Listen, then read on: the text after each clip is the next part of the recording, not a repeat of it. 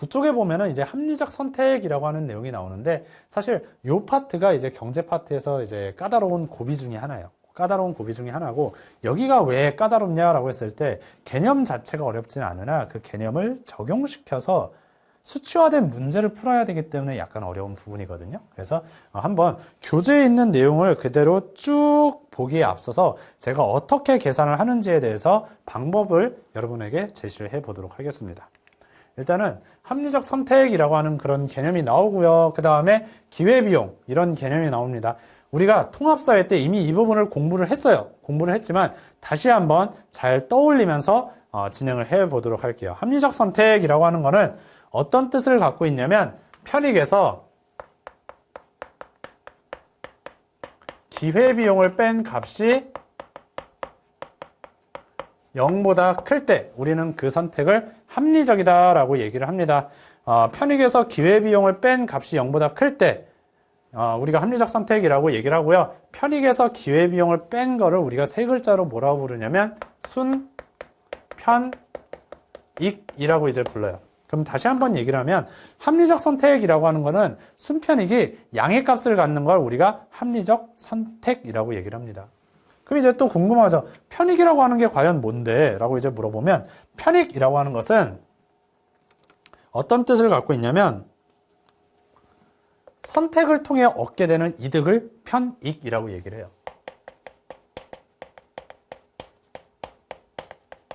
선택을 통해 얻게 되는 이득을 편익이라고 얘기를 하고요. 그 다음 기회비용이라고 하는 거는 선택을 통해서 포기하는 것들, 선택의 대가라고 이제 해석을 하시면 됩니다.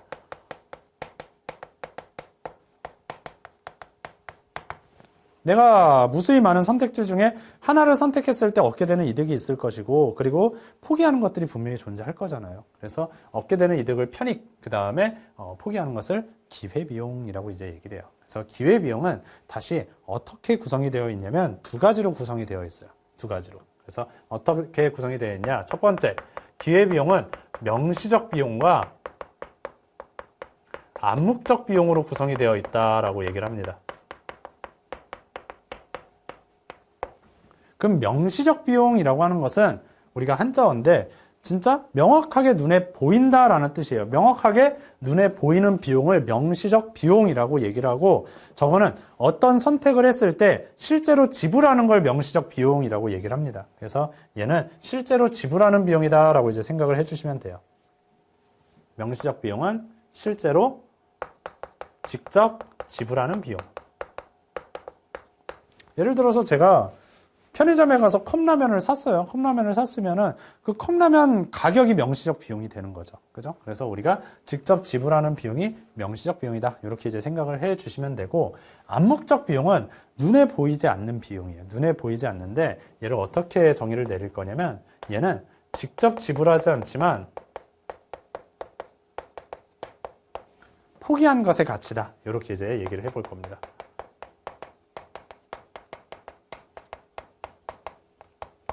이렇게 이제 얘기를 해볼 거예요. 그러면은 제가 편의점에 갔어요. 라면을 선택했습니다. 배고파서 이제 라면을 선택했는데 라면을 선택함으로써 포기하는 게 있을 수 있잖아요. 예를 들어서 제가 삼각김밥하고 라면 중에서 고민을 하다가 라면을 선택했어요. 그럼 라면 가격을 지불했으면 그 라면 가격이 명시적 비용이 되고 그다음에 포기한 게 삼각김밥이잖아요. 그 삼각김밥의 가치가 암묵적 비용이 되는 거예요. 그래서 이렇게 이제 생각을 해 주시면 되고, 그럼 이러한 암묵적 비용은 명시적 비용은 쉽죠. 그냥 직접 지불한 게 명시적 비용이 되니까. 그럼 암묵적 비용이라고 하는 것은 과연 어떻게 계산하는가라고 했을 때 여기 칸이 없으니까 이 아래에다 써볼게요. 암묵적 비용이라고 하는 것은 포기한 것의 가치가 암묵적 비용이었어요. 그럼 그 가치는 어떻게 계산이 되냐면 포기한 것의 편익에서 포기한 것의 명시적 비용을 빼주면 됩니다. 가격이라고 해볼게요. 가격 외에 다른 명시적 비용이 없다라고 가정을 하고 설명을 해보도록 하겠습니다. 그럼 포기한 것의 편익에서 포기한 것의 가격을 빼면은 그게 암묵적 비용이 돼요. 그래서 우리가 합리적 선택, 기회비용, 암묵적 비용은 이런 식으로 이제 개념 정리를 했고요. 이걸 기반으로 우리가 실제 사례에서 계산을 한번 해보도록 하겠습니다.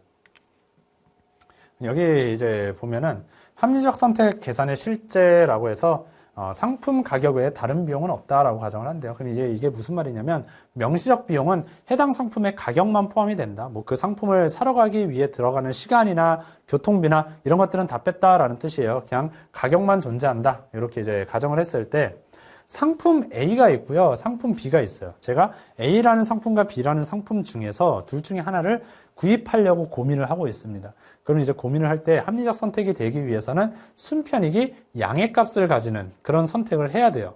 그리고 A 상품의 편익이 이렇게 나와 있고 A 상품의 가격이 이렇게 나와 있습니다.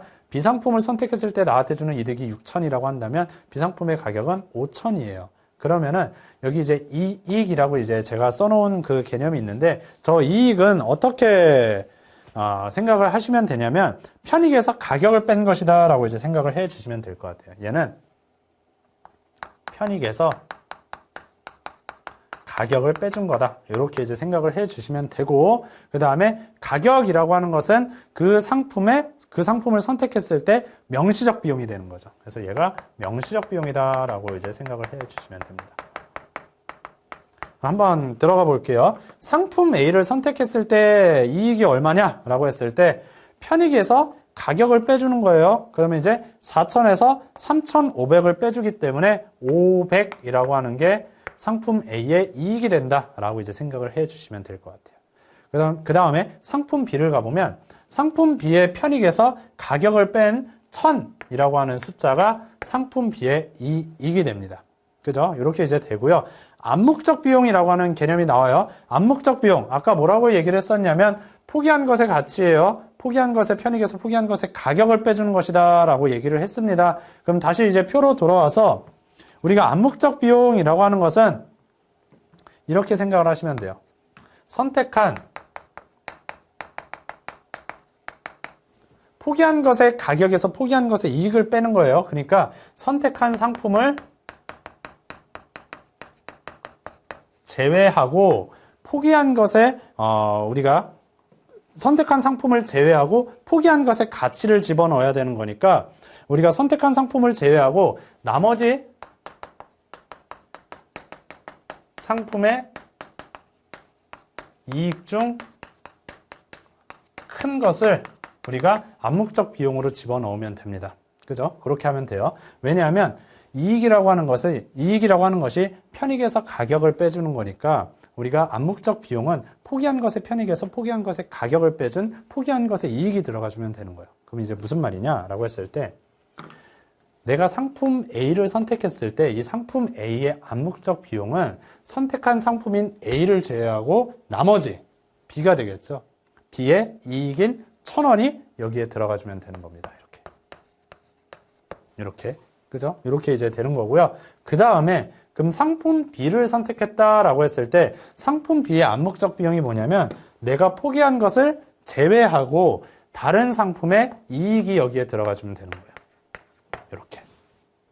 여기 이제 암묵적 비용이 들어가주면 이렇게 이제 들어가주면 됩니다. 그럼 순편익이라고 하는 개념이 나와요. 마지막으로 순편익. 순편익은 뭐였냐면 우리가 편익에서 기회비용을 빼주는 게 순편익이에요. 근데 편익에서 기회비용을 빼준다는 말은 기회비용이 이 두 가지로 구성이 되어 있잖아요. 명시적 비용과 암묵적 비용으로.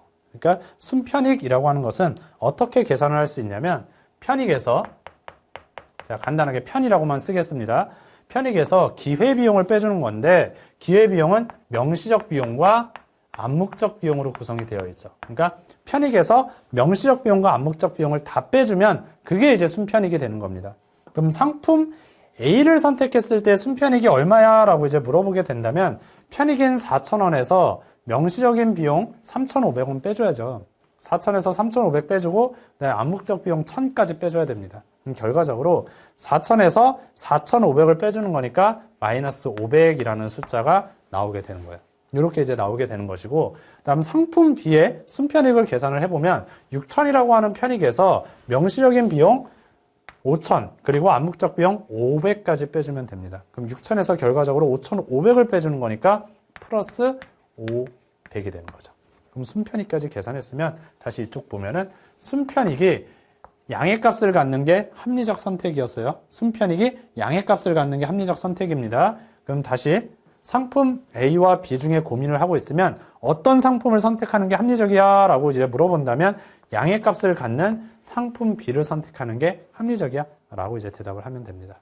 이게 이제 원칙적으로 계산하는 방법이에요. 그죠? 이렇게 이제 계산을 해 주시면 되고, 순편익이 양의 값을 갖는 거는 대안이 선택지가 여러 개가 있다라고 해도 양의 값을 갖는 건 하나밖에 안 나와요.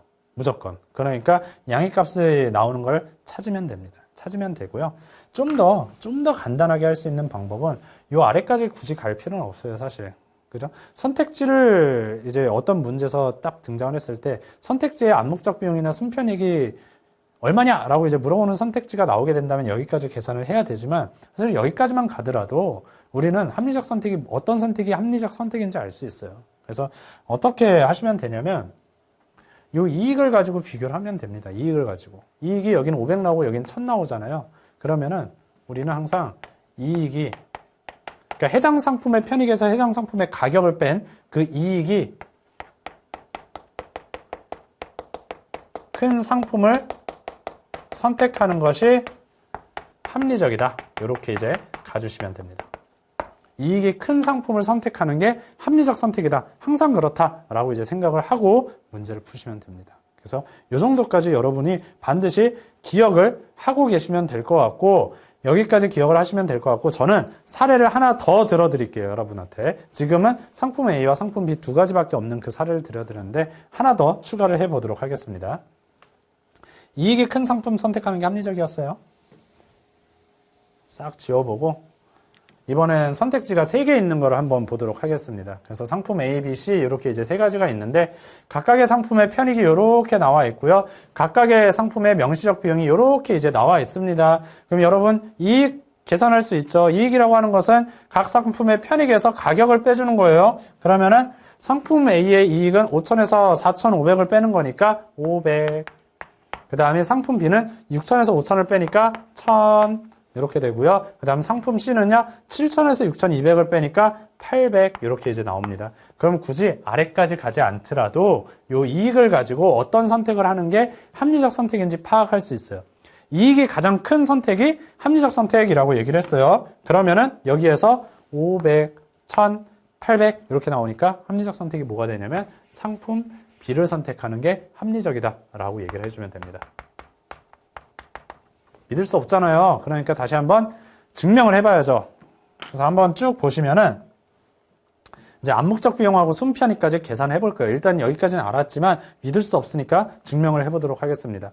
암묵적 비용은 선택한 상품을 제외하고 나머지 상품의 이익 중에서 큰 거를 쓰면 된다라고 얘기를 했어요. 그러면은 선택한 상품인 A를 제외하고 나머지 B, C의 이익 중에서 더 큰 거, 얘죠, 얘 1000. 그거를 써주면 되는 거예요. 이렇게. 그죠? 이렇게 이제 되고요. 그럼 상품 B를 선택한다라고 했을 때 선택한 상품 B를 제외하고 나머지 A와 C 중에 이익 중에서 더 큰 거, 얘죠? 얘가 여기에 들어가 주면 됩니다. 그죠? 이렇게 되고요. 그다음 상품 C를 선택한다라고 했을 때 포기하는 게 A하고 B예요. 나머지 것 중에 이익 중에서 더 큰 1000이라는 숫자가 여기에 들어가 주면 됩니다. 그죠? 이렇게 이제 되고요. 그럼 순편익을 결과적으로 계산했을 때 편익에서 명시적 비용 빼고 암묵적 비용까지 빼는 거였어요. 5,000에서 4,500 빼고 1,000까지 빼는 겁니다. 그러면은 여기는 마이너스 500 이렇게 되죠. 그 다음 상품 B는요. 6,000에서 5,000을 빼요. 거기서 800까지 빼주는 겁니다. 그러면은 5,800을 빼주는 거니까 플러스 200.